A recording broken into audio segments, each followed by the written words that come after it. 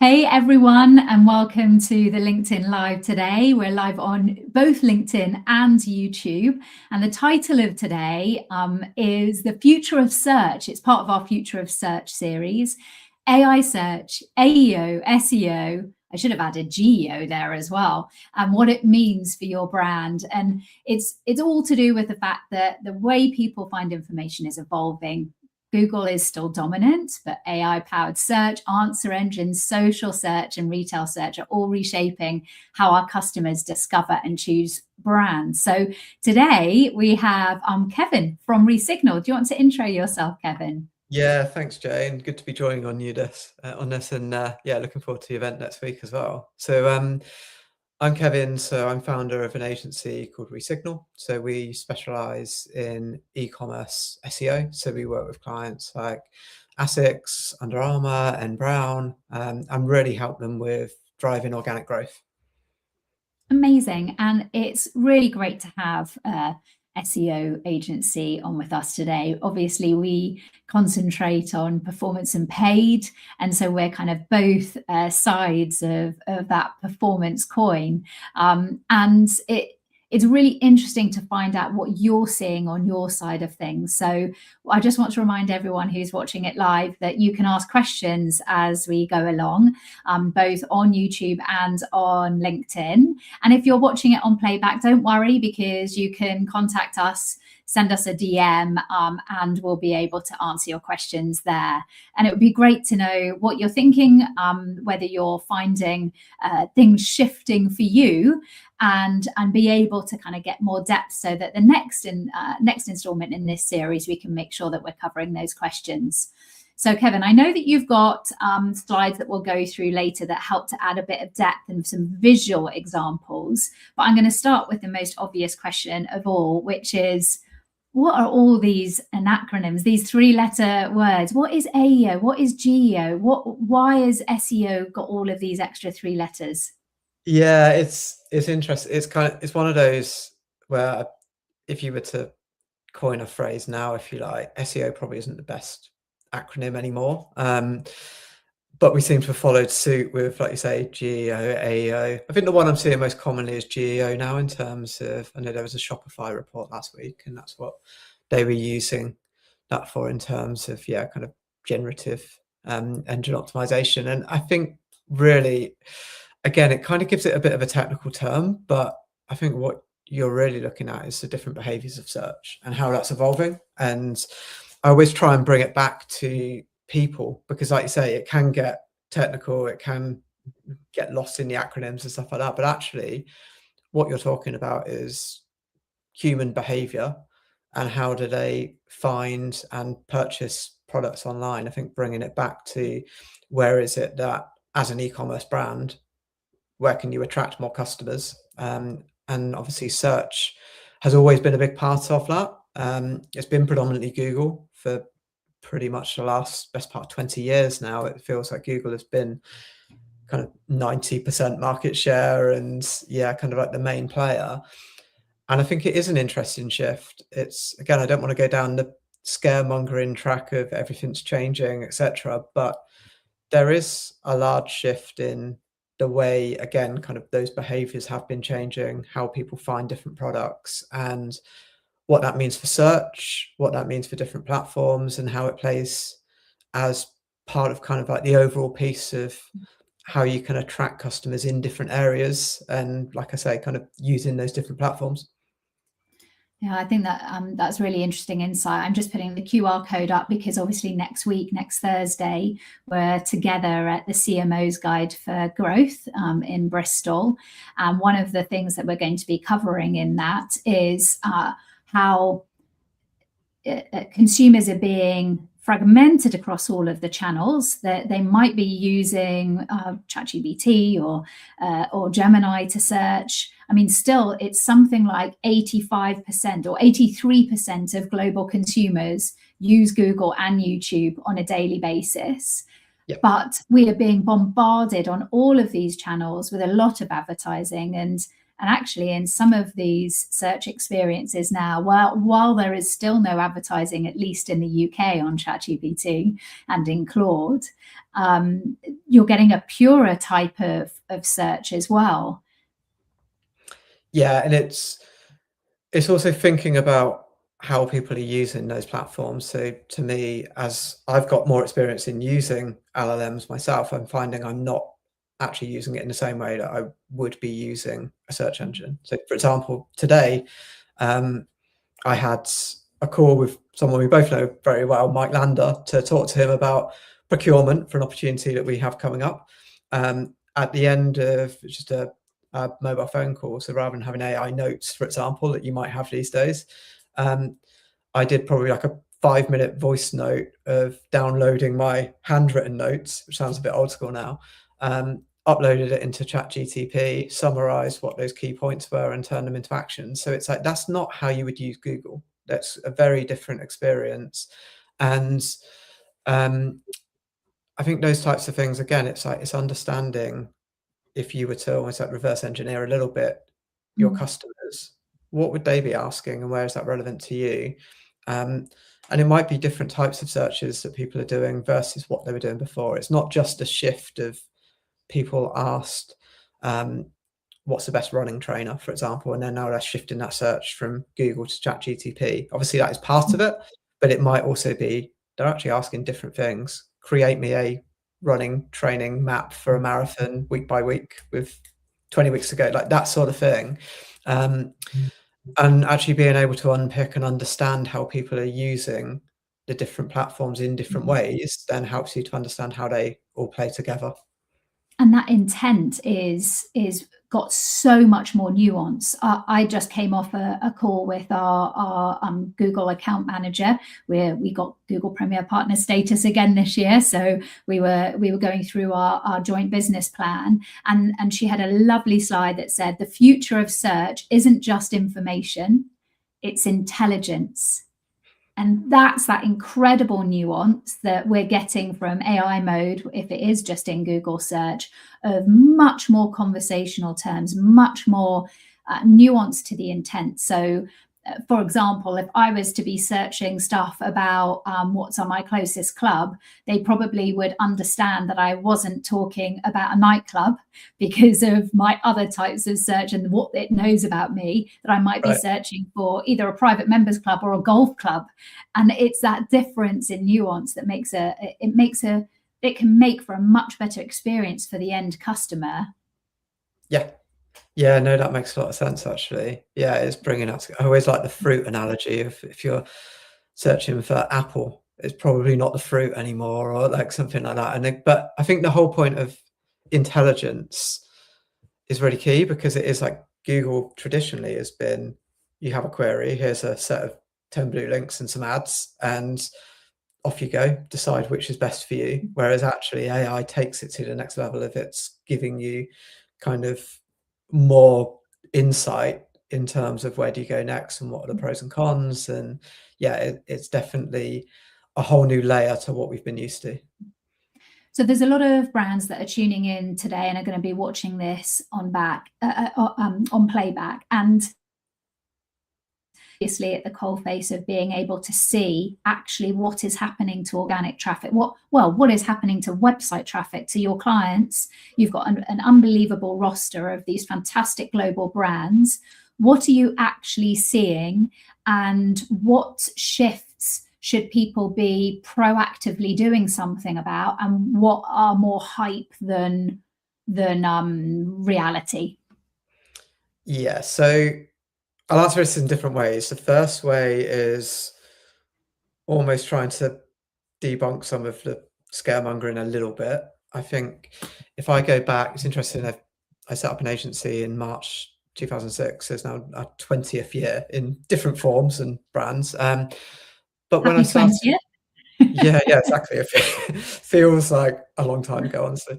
But that said, when I started doing this, I remember the reason for doing this is there's an opportunity to help brands to make more money out of search engines. And I feel like it's the whole, everything's changed, but nothing's changed. Why we do this, we're still there from a revenue KPI perspective of people are using search to attract more customers to increase their revenue. That's why you do it.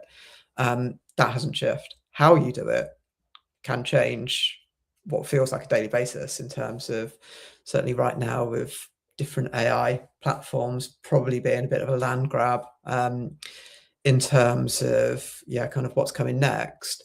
But yeah, kind of the main objective is always pretty fixed and clear in my mind. I think alongside that, it's how do you adapt your strategy for the different ways people are searching. So like I say, going back to those human behaviors, and people will have different platforms and different preferences.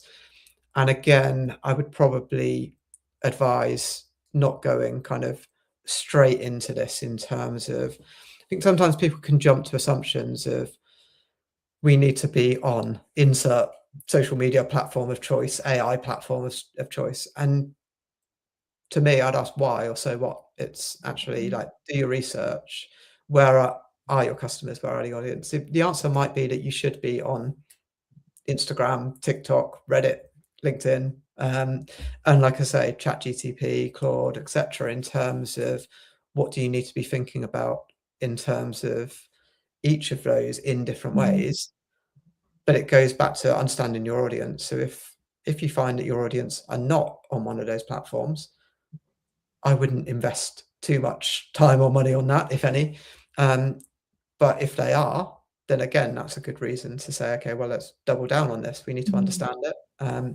And again, we need to have a strategy around that as well. So I think it's understanding the audience, understanding where they change. And then a large part of what we've been talking about over the last year or more now has been what we would look at as 4 different types of search. And that's part of we've repositioned our website over the last couple of weeks, which really kind of narrows that gap of what we've been talking to clients about for the last year or more into the public external perception as well. So what are the 4 different, Yeah,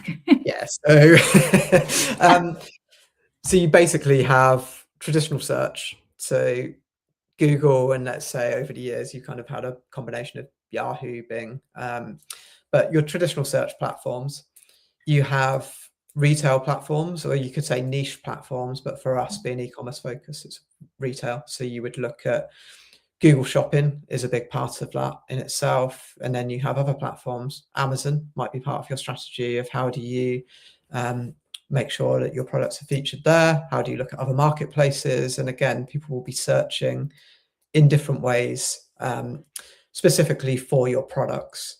So that's something that we want to capture. The third piece is social search. So looking at, again, like we've said, are people talking about you on Reddit, Twitter, X as it's called now, or again, like depending on the audience, what does that look like? TikTok, could be LinkedIn if you're a bit more B2B. And AI is the obvious one right now. So then you've got your LLMs and the different platforms behind that.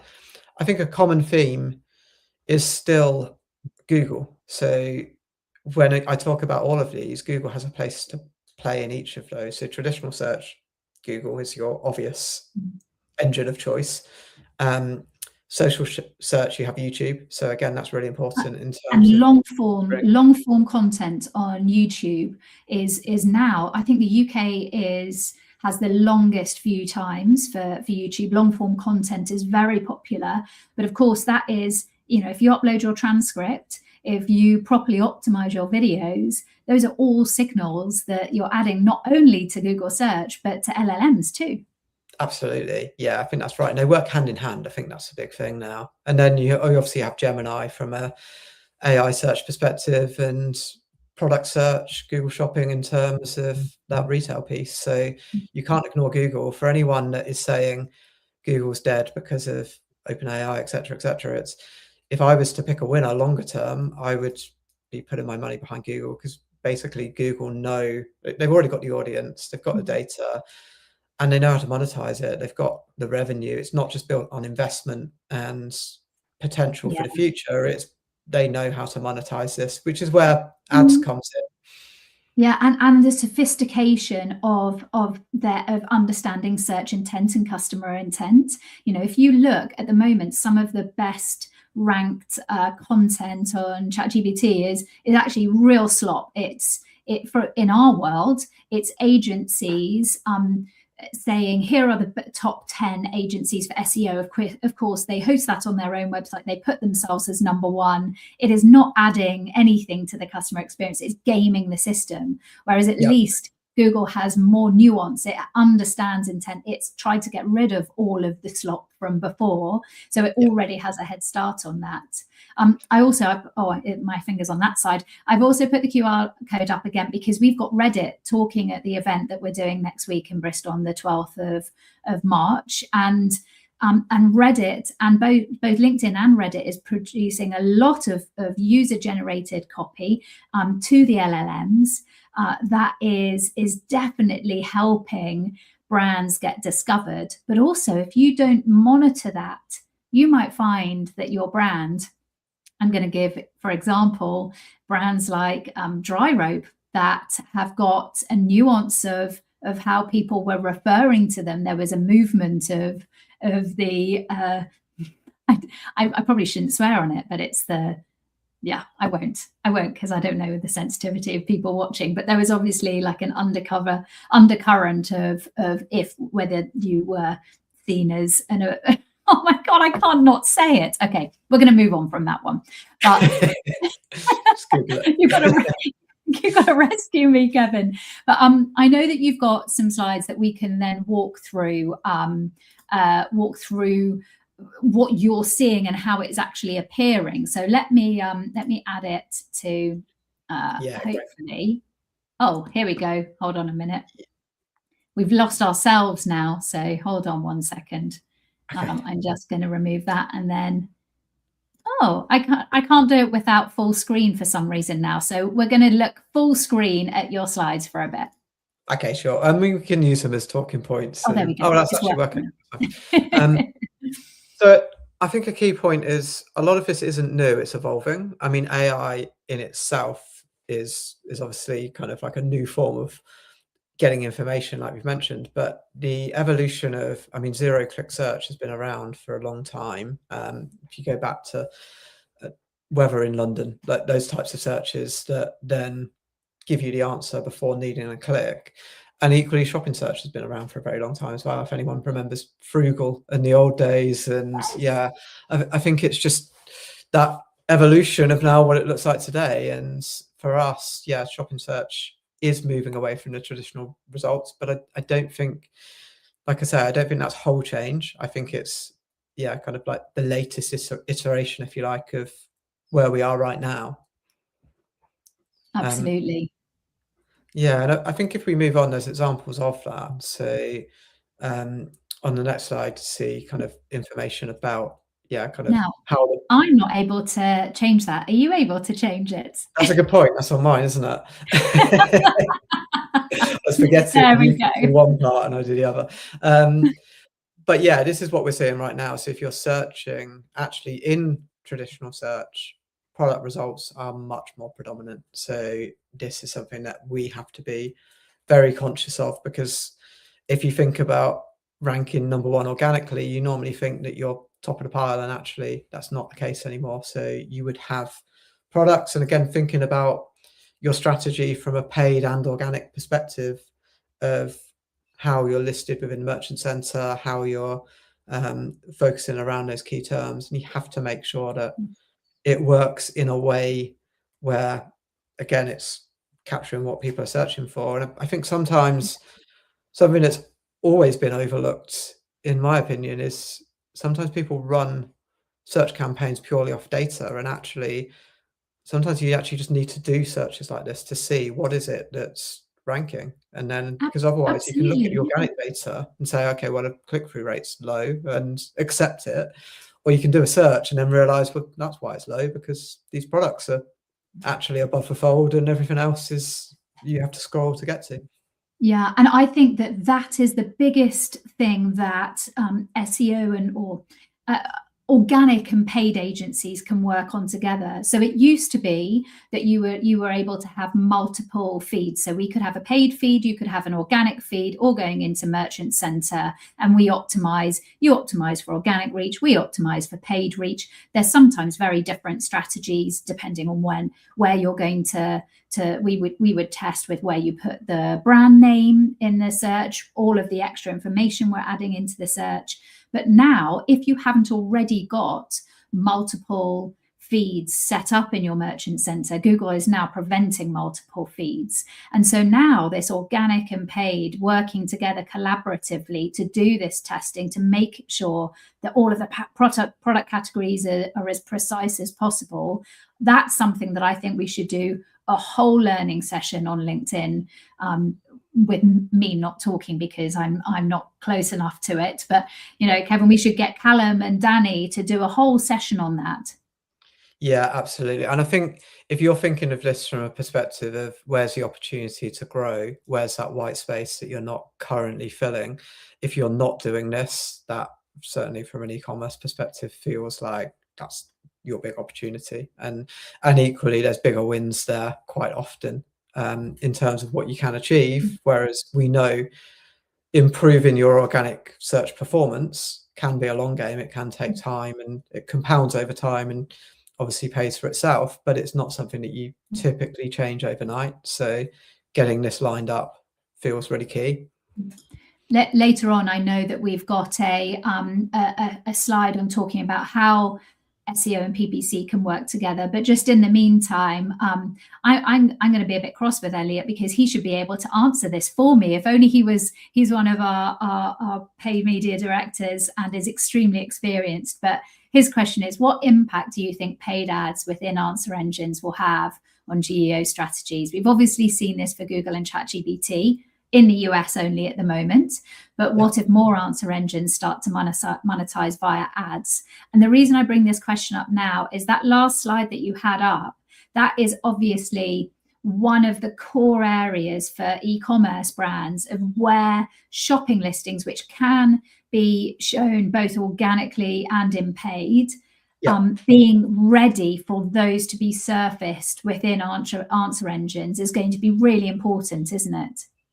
Absolutely, yeah, and you already see it with deals that are being struck between like Shopify and ChatGPT, and that direction of travel of where things are heading. I think it's pretty clear that obviously ads will be a part of that for sure, and I think there'll be an evolution of it as well. You might find that I think the barrier to entry to advertise on ChatGPT is very high to start off, and you might find that that's for the big players, and it might almost be more brand led in terms of what they're looking to achieve from that. But over time, the value of Google advertising has always been it's contextual to the search. There's intent behind people typically looking to buy a product from a commercial query, and then you can justify that in the form of the ROI that it generates. And again, I think that's the balance that they'll have to get to. But Google has been 20 years plus in the making of refining that algorithm,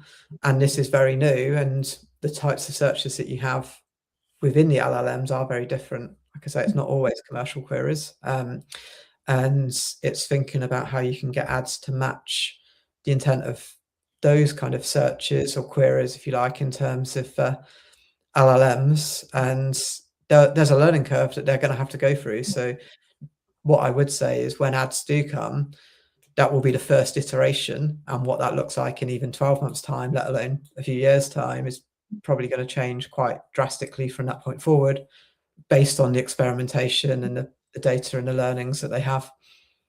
I can't remember how many times I've seen, you know, the death of the website, forget death of Google, the death of the website, how, you know, soon we won't be transacting on websites. But there is a reality of that, of agentic commerce, social commerce, retail commerce, website commerce. You've got all of these. We basically are needing to make sure that our brands and our products can be discovered by people who are purchasing in the place of their choice. And China is way ahead of us on that, certainly from a marketplace and social commerce point of view, and that shift is only going to continue, isn't it? Oh, absolutely. Yeah, I think it will do for sure. And yeah, we're already seeing it, like you say. And in terms of sometimes you can learn from what's happening in other platforms or other countries. And I think with this, you'll find that Google are pushing a lot of their changes into the US. So you can actually, by working, we have US clients, by working with them, you can get a bit of a head start to see what's coming. And then obviously adapt that to the UK and European audiences from there as well. But yeah, even that said, I still think we are in a phase of infancy and it's going to evolve. And equally, when you see the studies of how the popularity of LLMs, I look at that and think it's interesting. But if that number's small, say less than 10% of search, 10% of billions of searches is still a big number. Yes. And equally, it's where does that end up in a year, 3 years, 5 years? It's trying to think ahead. And no one, frankly, has the answer. Right now, we're kind of trying to make educated guesses as much as we can. But I think everyone's at that phase of, sure, you don't want to go all in potentially on this unless you're seeing massive value and returns from it. But equally, no one wants to be left behind. So there's got to be a level of how do you experiment with this yourself in order to then look at, okay, well, if this does increase dramatically in popularity beyond where it is today, which feels quite likely, you're able to ride that wave with it. And that's the joy of working with Signal, with Launch, where we've got multiple clients and we're able to do that experimenting, and be able to learn. I'm mindful we've only got about 5 minutes left. Show us kind of how things look and what's coming next. Yeah, I think this is obviously showing kind of product search.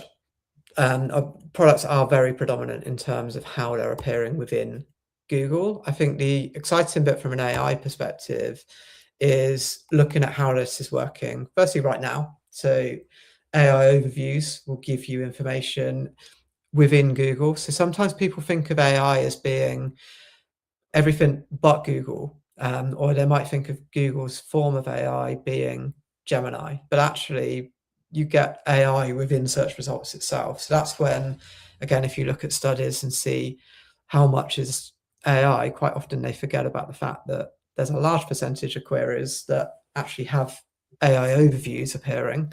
And this is what you see typically above the fold. And again, if you're not in part of that AI overview, you're potentially missing out on a lot of traffic. So you might be getting 0-click searches, but you want to be able to get the brand recognition from being listed here. And like I say, this is what's happening right now. So it's challenging to quantify that, isn't it? Because often it is 0-click interactions. Yeah. And so a brand won't necessarily know how often they're being surfaced. Yeah, and I think there's a common trend of a lot of brands are seeing a drop in search traffic, certainly organic search traffic, but that doesn't necessarily mean there's a drop in organic search revenue. It just means that there's a rise in these 0-click searches through the use of AI. Searches are going to different places, but when it comes to commercial revenue, as long as you're still capturing that demand in a different way, you're then quite likely to still get the sale in the way that you had before, but that journey is just shifting in terms of the steps and stages that people are taking. The other interesting thing is what's coming next. So Google UCP, and thinking about how this looks a lot more modern, if you like, in terms of bringing in not just imagery, but actually the ability to purchase products directly. And again, go into that future of the internet being kind of no websites, if you like. I think there's still a place for websites. You need to pull the information from somewhere, but equally, this is a good example of where you actually start to finish do a query on Google and purchase that product on Google. So it's actually much more about the feeds and how you optimize those as opposed to necessarily your own content, and certainly capturing that is why you have publishers have struggled, because they're losing traffic and their monetization model is ads on that page. So if you're not going through to that content, they're making less money. Whereas in this case, from an e-commerce perspective, people are still buying products. You just have to be front and center of where they're buying those products from. So yeah, I'd certainly encourage people to sign up for the wait lists on this and have a look at what's coming. Like I say, it likely will be something that's going to be live in the US fairly soon. So have a look at, if you can get access to US information and data, have a look into that as quickly as you can, and then you can get a bit of a head start in terms of what's coming here. So there's a link to the UCP, the wait list there. So we'll drop that in the chat afterwards as well for those who are watching it back. Great. So finally, why don't we talk about that interplay between SEO and PPC? I know that you've got a really great case study to bring up on the screen, and it's something that me and Callum were talking about, how for too long, you know, we audit accounts where very well-known brands, so household names, often because there's so many people searching for the brand, will spend maybe 90% of their budget, their paid budget, on brand search, which to me seems absolutely crazy, because paid should be a way of getting new customers, brand visibility, finding those people who don't already know about the brand, rather than just capitalizing or protecting. And there is a space for protecting brands. But you've got a case study, haven't you, where you were able to show what impact it had. I should have brought my case study to put up on the screen too, but talk me through yours. Yeah, and let's do a follow-up with Callum, because he's been more involved in this than myself. But certainly the conversations we've had have been very much, how do you bring paid and organic together in terms of the objective that you're trying to achieve. So if you're looking at how do you maximize sales and revenue, then these two do play together very nicely. So in terms of like collaboration, it's understanding where do you rank. Say if you're position 1 organically, and this is what we did in this instance, if you're already ranking for that, what would happen if you turn off the ads? And what we found in the large cases, you don't actually lose much at all from a revenue perspective. You actually just save some money from a page search perspective, and then you can put that to better use in other areas. So there might be terms that you rank for outside of page 1, for example, and you want to have visibility, and maybe your long-term SEO strategy is to be present for those searches, but paid search is a great way to plug that gap and to put that budget to better use. So we've seen quite a lot of cases where we've looked at turning off spend in certain areas where we feel like it's no longer needed, and we'll do experiments and we'll prove with data what's happened as a before and after. But this was a good example where we increased that search traffic by 48% because we were putting that budget to better use, and we increased the revenue by 43%. And again, it's about the overall outcome from the client. It needs people to look at this at that level, because this isn't about SEO claiming the win or paid search claiming the win. It's about what's best for that client and how do they get the best return overall, which is where the conversations we've had are very much aligned of, this is great because the more ROI and return you're generating for the client, the more you can reinvest that in areas that then provide additional growth. And when you're working with mature agencies, you know, if you're 20 years old, and I think there was someone actually who said, Paul said, you don't look old enough, Kevin, to have an agency that has been going for 20 years. But mine's over 13 years old, launch is over 13 years old. We've got the maturity to understand that there is risk when it comes to reducing brand bidding, for example, or reducing, you know, paid search in areas that show that it's working really well. So that's where geo holdout tests come, or incrementality tests come.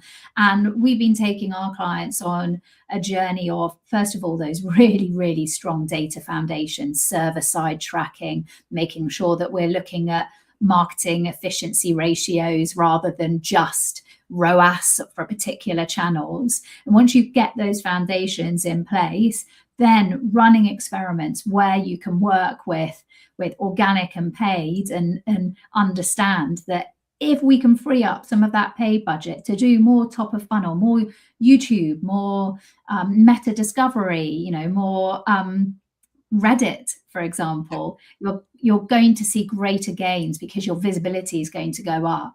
I'm going to put up. Tell me a little bit about the event that you're hosting in May that we're one of the sponsors for. Yeah, so Recommerce, this is now our 4th year of running Recommerce, and we've always focused on bringing together e-commerce brands for conversations like this. Where are things going? What is it that you should be thinking about? And kind of looking at what's been working in terms of different areas of search. But for us, yeah, like I say, it's bringing together e-commerce marketers, but then a wide range of speakers. So we've got Rory Sutherland back as a keynote speaker. So he was our keynote year 1. He's exceptional for anyone who hasn't seen him before. And again, kind of a wide range of speakers from search, and yeah, different experience in terms of who we've got in that room. And I think for us, it's trying to make it conversational. So Jay's running a roundtable event, and for us, again, it's trying to make sure that people can make connections. It's not just about going to an event and seeing the presentations. It's about quite often the conversations and the people that you meet. So being able to facilitate that with roundtables, we feel is really important. So it's a great way to bring together 150 people at the Ham Yard Hotel in London. So a great venue. And yeah, really looking forward to it. Great to have you part of it as well, Jay. Well, you know, we like to make sure that we are keeping our finger on the pulse of what's happening in organic as well as paid. And my favorite thing is to collaborate with deep specialists like you guys. You know, being able to be an expert in our sector is really, really interesting, and it means that we can bring together really good ideas. So I'm looking forward to the next one of these. Thank you, Elliot, for your question, and anyone who's watching this on playback, don't be frightened to get in touch. Drop us a message if you've got further questions, and we'd love to hear, you know, what else is on your mind and what you'd like us to be covering in these sessions. So that just leaves me to say thank you so much, Kevin. That was really, really interesting. I know a lot of my team are watching it because we do get asked questions by our clients, and that really helped bring to life some of the changes that are coming. Thank you. Yeah, welcome. More than happy to help. Thanks, Jay.